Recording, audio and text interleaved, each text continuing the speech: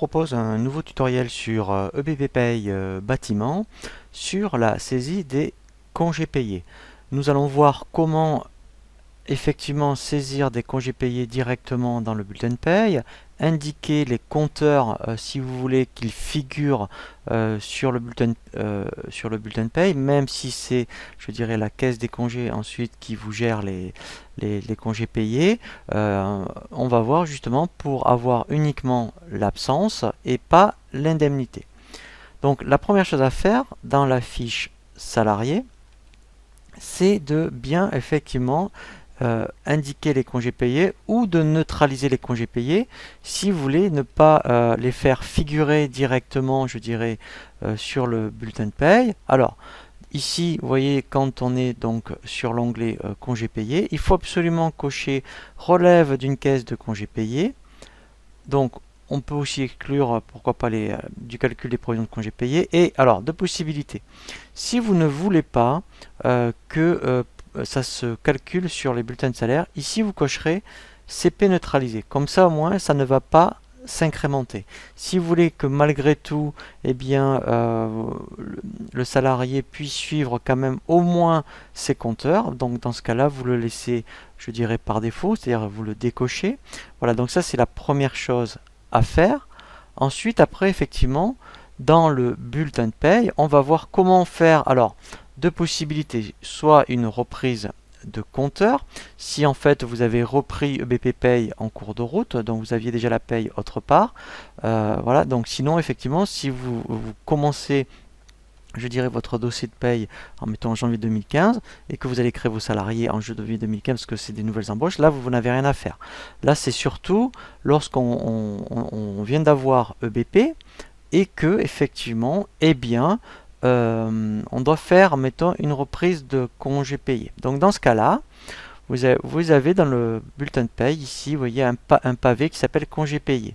Donc quand on est sur l'onglet compteur congés payés RTT, on fait ici, vous voyez, on coche, on clique sur le bouton reprise CP. Ici, vous allez ressaisir les compteurs. Alors, donc pour l'année N, alors si admettons vous êtes en reprise de paye et que vous démarrez en janvier 2015 par exemple, donc là il va falloir ressaisir les congés payés depuis, mettons, puisque là c'est au mois de mai, donc mai, juin, juillet, août, septembre, octobre, novembre, décembre. Donc si vous êtes à 2,5 par exemple par mois, ici donc, donc en fait vous ferez 2,5 fois 8, donc là ça va faire exactement, alors donc ici d'ailleurs je tape donc 2,5 fois 8, voilà, ça fait, voilà, donc là il est en cours d'acquisition, il en a 20. Donc si c'est un salarié qui était là l'année dernière, donc admettons il était là de moins, donc admettons il en avait acquis au moins 30, il en avait peut-être pris 20, donc au moins sur les bulletins de paye, il doit lui en rester 10, c'est vraiment ce qui va apparaître. Voilà, donc ça, c'est vraiment la première chose à faire. Maintenant, comment faire une saisie d'absence congé payé? Alors, deux possibilités. C'est vrai que si vous ne voulez faire qu'une absence, donc il faut absolument enlever du profil ces deux rubriques, la GCP et la JCP N-1. Donc là je vais les enlever manuellement du bulletin de paye, mais vous, il faut absolument les enlever du profil, puisque si je fais maintenant une absence congé payé, donc là je suis bien dans l'onglet compteur, donc quand on est bien dans l'onglet saisie des congés, il faut indiquer la période de congé. Donc là moi je suis sur le mois de janvier, je vais dire mettons qu'il est en congé ici pendant 3 jours par exemple. Je prends bien le motif ici congé payé. Alors il faut faire attention parce que vous en avez une autre qui s'appelle congé payé non rémunéré par l'employeur. Mais en fait, si vous sélectionnez celle-ci, il n'y a pas de rubrique de paye qui fonctionne avec. Si vous prenez le motif congé payé, il va bien activer, vous allez voir celle-ci, admettons qui s'appelle absence congé payé. Alors après, on verra pour les indemnités de congé payé, soit vous les laissez ou pas, mais en tout cas, pour l'absence, prenez bien congé payé. Quand je fais ajouter, il va bien, vous voyez, m'activer ici 3 jours.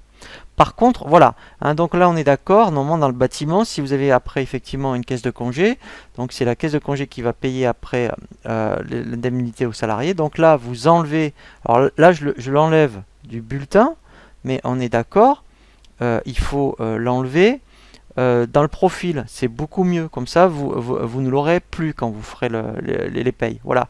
Si éventuellement vous souhaitez la laisser, ben, dans ce cas-là, vous la laissez par défaut. Et lui, il la mettra automatiquement. Mais sinon, la procédure, c'est celle-ci. Vous saisissez votre absence congé payé. Donc là, en fait, c'est vraiment une absence. Voilà. Et en fait, après, le salarié sera indemnisé par la caisse des congés. Voilà. Donc là, après, hein, voilà. Donc là, en fait, voilà la procédure pour, je dirais, les congés payés. Et ensuite, quand on enregistre, je vais faire un aperçu et je vais bien voir mes compteurs. Voilà, donc là, si je regarde maintenant en bas de bulletin, je vais bien voir, voyez, voilà, là, voilà, donc là, il est en cours d'acquisition. Là, mettons, eh bien, il sait que maintenant, en fait, il en reste 7. Voyez, voilà, donc ça, vous pouvez au moins gérer les compteurs. Et ensuite, au moins, après, c'est la caisse des congés payés qui gère après les indemnités de congés payés. Voilà donc pour les congés payés sur EBP Paye Bâtiment. Maintenant, je vous propose une nouvelle thématique sur le paramétrage où on va voir comment créer des variables, des rubriques, mettre à jour des profils et ensuite après effectivement affecter les profils aux salariés.